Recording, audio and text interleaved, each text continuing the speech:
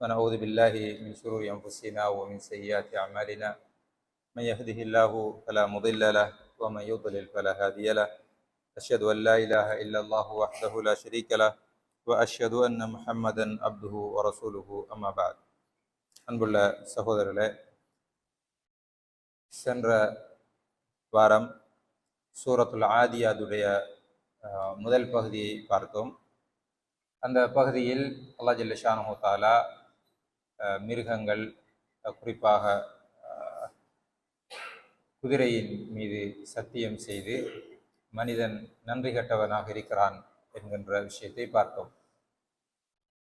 எப்படி நன்றி கெட்டவனாக இருக்கிறான் என்றால், பொருளாதாரம், அவனுடைய சுயநலம், இதுகளை அடைந்து கொள்ள ஆசைப்படுவதனால் அல்லாஹ் செய்த நன்மைகளையும் நலவுகளையும் மறந்து அல்லாஹ்வுக்கு மாறு செய்கிறான். அல்லாஹ்வுடைய கட்டளைகளை ஏற்றுக்கொள்வதில்லை, அல்லாஹ்வுக்கு அடிபணிவதில்லை, அல்லாஹ்வுக்காக தியாகம் செய்வதில்லை என்கின்ற விடயத்தை பார்த்தோம். இந்த பகுதியில் அல்லாஹ் ஜல்ல ஷானஹு தஆலா அடுத்ததாக 9வது வசனத்திலே சொல்கிறான், அஃபலா யஅலமு இதா புஸிர மா ஃபில் குபூர் அஃபலா யஅலம். அந்த மனிதன் இப்படி நன்றி கெட்டு அல்லாஹ்வுடைய கட்டளைகளுக்கு மாறு செய்து, கட்டளைகளுக்கு பணியாமல், தொழாமல், நல்ல விஷயங்களில் கலந்து கொள்ளாமல், இந்த பள்ளிவாசல் விஷயங்களில் கலந்து கொள்ளாமல், தாவா விஷயங்களில் கலந்து கொள்ளாமல், இந்த பயான் விஷயங்களில் கலந்து கொள்ளாமல் இருக்கிறார்களே, அஃபலா யஅலம், அவங்களுக்கு தெரியாதா? இதா புஸிர மா ஃபில் குபூர், கபர்களிலே இருப்பவைகள் எல்லாம் ஒரு நாள் வெளியே கொண்டு வரப்படும் என்று அவங்களுக்கு தெரியாதா? அவங்களுக்கு எத்தனை தரம் தான் சொல்லப்பட்டுட்டு அவங்களுக்கு என்று அல்லாஹ் ஜல்ல ஷானஹு தஆலா சொல்றான். இந்த உலகம் ஒரு நாள் அழியும். மலக்குமார்கள் சூரை ஊதுவதற்கு பொறுப்பாக்கப்பட்ட மலக்கை பற்றி ரசூலுல்லாஹி ஸல்லல்லாஹு அலைஹி வஸல்லம் சொல்றார்கள், வகதில் தஹமஹு, அவர் சூரை வாயில் வைத்து ரெடியாக இருந்து கொண்டிருக்கிறார். அல்லாஹ்வுடைய ஏவல் வந்ததும் ஒரு செகண்ட் கூட தாமதித்து விடக்கூடாது என்பதற்காக. நம்ம ஃபுட்பால் மேட்சில எல்லாம் பார்க்கலாம், பெரும்பாலும் ரெஃப்ரிமார் விசில வாயில தான் வச்சுக்கிருப்பாங்க. ஏன் வாயில வச்சிருப்பாங்கன்னா, சில நேரம் அதை கீழே வச்சு அந்த செகண்ட் லேட் ஆகிருமன்றதுனால, அதை உடனே அந்த விசில் அடிக்கணும்ன்றதுனால. அதே மாதிரி மலக்குமார்கள், அந்த சூறுவதற்கு பொறுப்பாக இருக்கக்கூடிய மலக்கு தன்னுடைய அந்த சூரை வாயில் வைத்து கொண்டிருக்கிறார். அப்ப திடீரென்று ஒரு நாள் இந்த உலகம் அழி. அந்த சூர் ஊதப்பட்டதும் உலகத்தில் இருக்கக்கூடிய எல்லா உயிரினங்களும் மரணிக்கும். மரணித்ததற்கு பின்னால் மீண்டும் சூர் ஊதப்படும். மீண்டும் சூர் ஊதப்பட்டால் அந்த மரணித்த அனைத்தும் உயிர் பெற்று மீண்டும் எழுப்பப்படும் என்று அல்லாஹ் ஜல்ல ஷானஹு தஆலா அல் குர்ஆன்ல ரசூலுல்லாஹி ஸல்லல்லாஹு அலைஹி வஸல்லம் அவர்கள் சொல்கிறார்.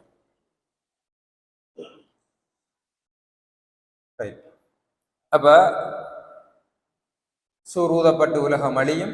இன்னும் ஒரு மீண்டும் சூரூதப்பட்ட உடனே கபர்ல இருக்கக்கூடிய எல்லா உயிரினங்களும் ஆதம் அலைஹிஸ்ஸலாமிலிருந்து கடைசி வரையும் யாரெல்லாம் இந்த உலகத்துக்கு வந்திருந்தாங்களோ, பிறந்திருந்தாங்களோ, மூத்தாயிருக்கிறாங்களோ எல்லாரும் திரும்ப மீண்டும் உயிர் பெற்று வருவார்கள். அல்லாஹ் ஜல்ல ஷானஹு தஆலா அல் குர்ஆன்ல இதை சொல்லி காட்டுறான் பல இடங்கள்ல. இது இவங்களுக்கு தெரியாதா? இவங்களுக்கு சொல்லப்பட்டுத்தானே இருக்கி, மறுமையில இவங்க வரத்தானே வேணும், மஹ்ஷருக்கு வரத்தானே வேணும், கேள்வி கணக்கு இருக்குதானே, இதெல்லாம் அவங்களுக்கு தெரியாதா என்று அல்லாஹ் ஜல்ல ஷானஹு தஆலா கேட்கிறான். அப்ப பணத்தை சம்பாதிச்சு அல்லாஹ்வை மறந்து, அல்லாஹ்வுடைய கட்டளைகளை மறந்து, பணத்தை சம்பாதிக்கணும்ன்றதுக்காக அல்லது இந்த உலகத்துல உள்ள இன்பங்கள் அனுபவிச்சு கொள்ளணும்ன்றதுக்காக, இந்த உலகத்தில் உள்ள நலவுகளை பற்றி பெற்றுக்கொள்ளணும்ன்றதுக்காக அல்லாஹ்வுடைய கட்டளைகளை மறந்து தொழாம நல்ல விஷயங்கள்ல கலந்து கொள்ளாம இருக்கிறவங்க, அவங்களும் அல்லாஹ் கிட்ட மறுமையில கேள்வி கணக்கு கேட்க வரத்தானே வேணும். யஹ்ருஜூன மினல் அஜ்தாதி சிராஅன், அவர்கள் நாளை மறுமையில கபர்ல இருந்து எழும்பி வேகமாக வருவார்கள்.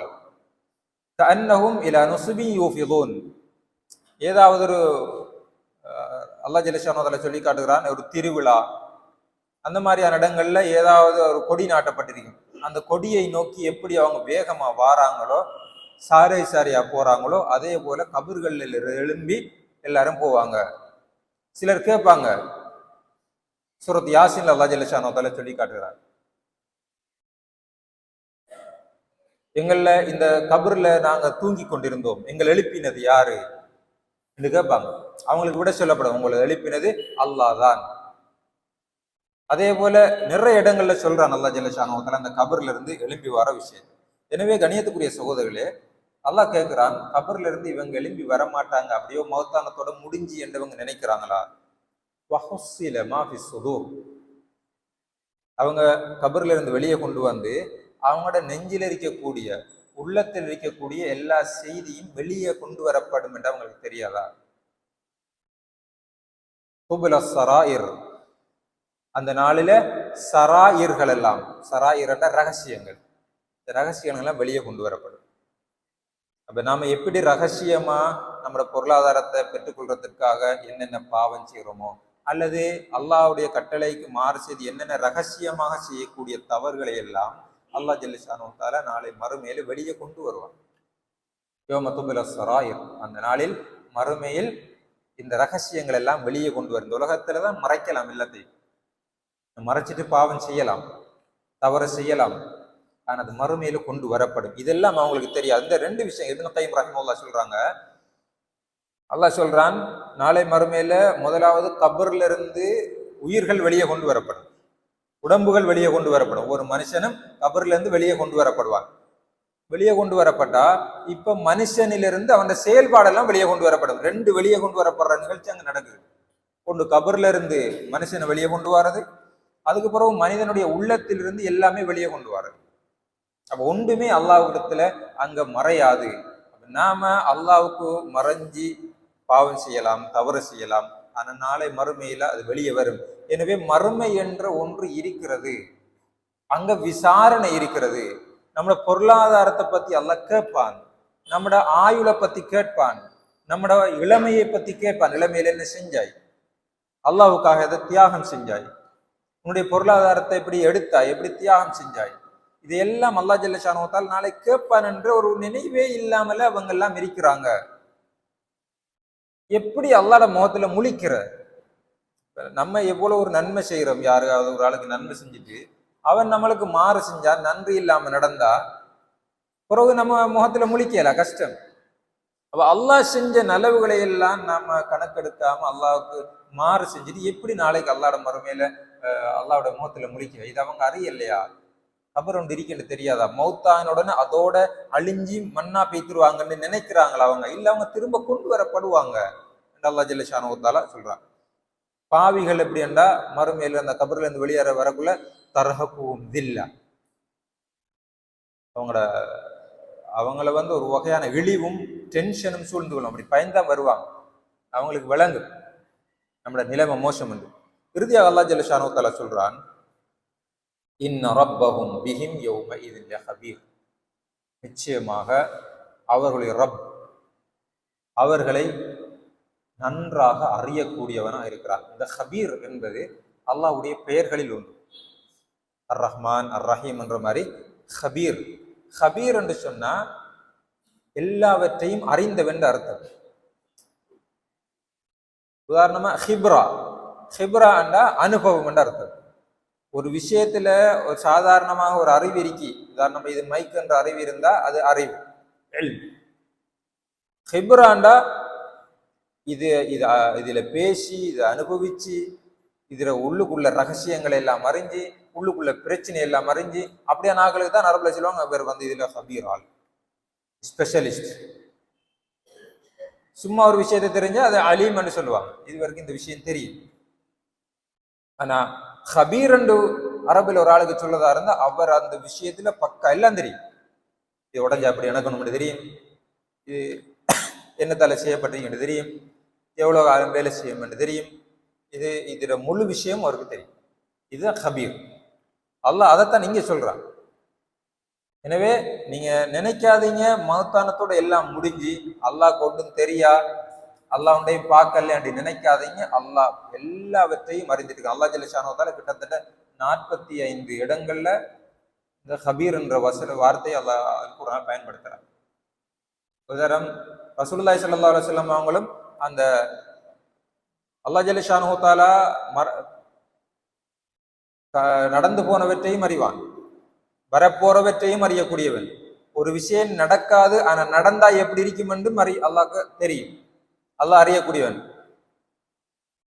பொதுவாக ரசூலுல்லாஹி ஸல்லல்லாஹு அலைஹி வஸல்லம் வாழ்க்கையோட சம்பந்தப்பட்ட விஷயங்களை பார்த்தோம்னு சொன்னா, இந்த சில ரகசியமான விஷயங்களை அறிகிறது தான் இந்த ஹபீர் என்ற வார்த்தைகள் பயன்படுத்திக்கிறது பார்க்கணும். ஒரு முறை ஆயிஷா ரலியல்லாஹு அன்ஹா ரசூலுல்லாஹ் தூங்குறாங்க.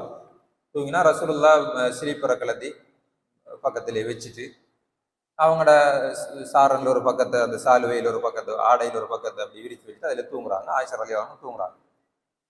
இப்ப ரசூலுல்லாஹ் நினைச்சாங்க ஆயிஷா ரலியல்லாஹு அன்ஹா தூங்கிட்டாங்களா, இது நெத்திர பெய்த நினைச்சிட்டாங்க. நெத்திர பெய்த நினைச்சிட்டு சத்தம் போடாம அந்த அசரீதி கட்ட எழும்பிடுவான். அதனால சத்தம் போடாம எழும்பி மெதுவா ஸ்லீப்பரை தூக்கி அப்படியே வெளியே வச்சு ஆளுக்கும் தெரியாம அப்படியே செருப்பையும் போட்டு வெளியே வந்துட்டாங்க.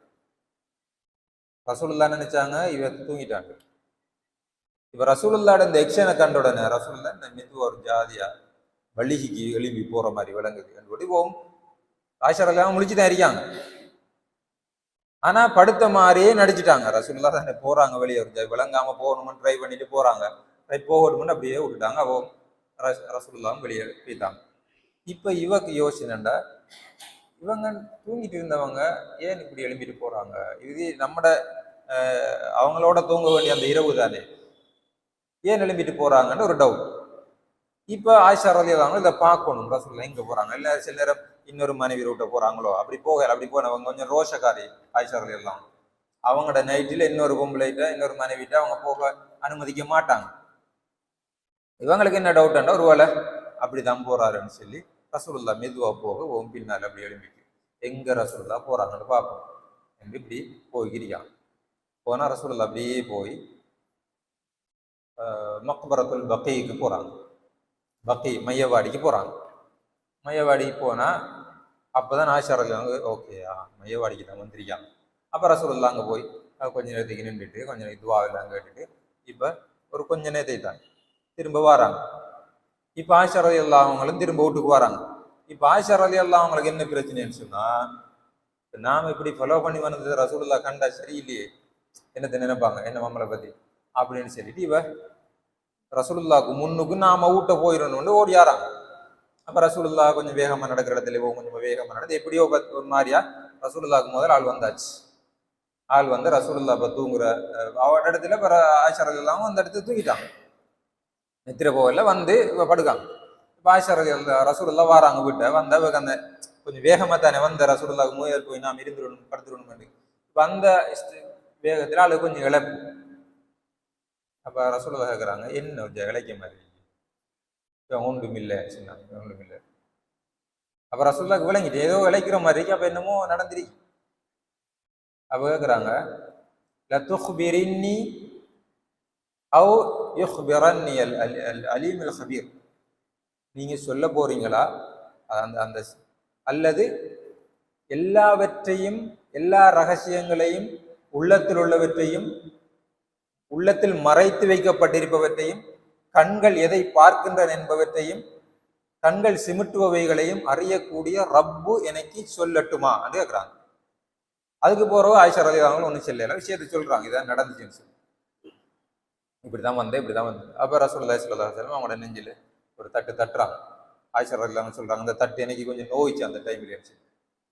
இந்த இடத்துல எதை சொல்ல வாரண்டா, ரசூலுல்லாஹ் கேட்கிறாங்க, லதுக்பிரின்னி, அந்த ஹபர் என்ற செய்தி வருது, எனக்கு இதை சொல்ல போறியா இல்லாட்டி எல்லாத்தையும் அறிந்த அல்லாஹ் எனக்கு சொல்லட்டுமா? அப்ப அந்த ரகசியமாக செய்யக்கூடிய எல்லாத்தையும் அல்லாஹ் அறிகிறான் என்பதைத்தான் ரசூலுல்லாஹி ஸல்லல்லாஹு அலைஹி வஸல்லம் அவர்கள் இங்கே அந்த இடத்துலதான் இந்த ஹபீர் என்று சொல்றாங்க. அல் அலீமுல் ஹபீர். ஹபீர் என்று சொல்றது ரகசியங்கள், உள்ளத்திலே மறைக்கப்பட்டிருக்கிற ரகசியங்கள், நாம எதுக்காக சொல்றோம் எல்லாமே அல்லாஹ்க்கு தெரியும். இந்த வசனத்தை இந்த ஹபீர் என்று சொல்ல நாம ஒழுங்கா புரிஞ்சு கொண்டோம்னு சொன்னா நம்மளோட வாழ்க்கையில ரகசியமா பாவம் செய்ய மாட்டோம். நன்மை செய்யக்குள்ள நம்மளோட உள்ளத்துல இருக்க அல்லாஹ்க்கு தெரியும். அதனால பப்ளிசிட்டியை விரும்ப மாட்டோம். பாவம் செய்யறதுல பயப்படுவோம். தௌபா செய்யணும் என்று யோசிப்போம். நம்மள எவ்வளவு ரகசியம் நம்மளுக்குள்ள இருக்கு, எனக்குள்ள எவ்வளவு ரகசியம் இருக்கு, அதற்கு தெரியப்படாது. ஒவ்வொருவருக்கு இடையிலையும் எவ்வளவோ ரகசியங்கள் இருக்கும், யாருக்குமே தெரியப்படாது சொல்லி. இந்த ரகசியங்கள் எல்லாமே அல்லாஹ்க்கு தெரியும். நாளையில அல்லாஹ் ஜல்லஷானஹு நம்மளை தனி எழுப்பி விசாரிக்க தான் போறான். அப்ப அந்த விசாரணையில் அல்லாஹ்க்கு தெரியத்தான் போகுது. அதுக்கிடையில தௌபா செய்யறதாக இருந்தால் நம்மளுக்கு உணர்வு, நம்ம செஞ்ச ரகசியம் எல்லாமே அல்லாஹ்க்கு தெரியும். நாம ரகசியமா பிளான் பண்றதெல்லாம் அல்லாஹ்க்கு தெரியும் என்பதை நாம் அறிஞ்சோம்னு சொன்னா, இந்த பேரை நாம சரியான முறையில புரிஞ்சு கொண்டோம்னு சொன்னா பாவம் செய்யறது குறையும். பாவம் செய்ய மாட்டோம் இல்லை, பாவம் செய்யறது குறையும். பாவம் செஞ்சா நம்ம ஒரு ஒரு கணக்கில்லாம இருக்க மாட்டோம். எனக்கு அல்லாஹ்க்கு தெரியுமே, அல்லாஹ் பார்த்துட்டு இருக்கிறானே. நம்முடைய நினைவுகள் நம்ம சுதூர் சதுரில் உள்ளத்துல மறைத்து வைக்கப்படுகிற சகலத்தையும் அல்லாஹ் ஜல்லஷானஹு அறிகிறான் என்று சொல்றான். எனவே அன்புக்குரிய சகோதரர்களே, இந்த வசனத்தில் அல்லாஹ் ஜல்லஷானஹு சுருக்கமாக சொல்லக்கூடிய விஷயங்கள், நாங்கள் மறுமையில கபர்ல மௌத்தானா அதோட முடிகிறது இல்லை. நாளை மறுமையில சூருதப்பட்டும் எல்லாரும் எழுப்பிக்கு வரணும், கபர்ல இருந்து அல்லாஹ்கிட்ட விசாரணைக்கு போகணும். அந்த விசாரணையில நம்ம மாட்டுவோம். எனவே ரகசியமா செஞ்சுட்டு ஒழிக்கிற விஷயம் இல்லை இந்த உலக வாழ்க்கை.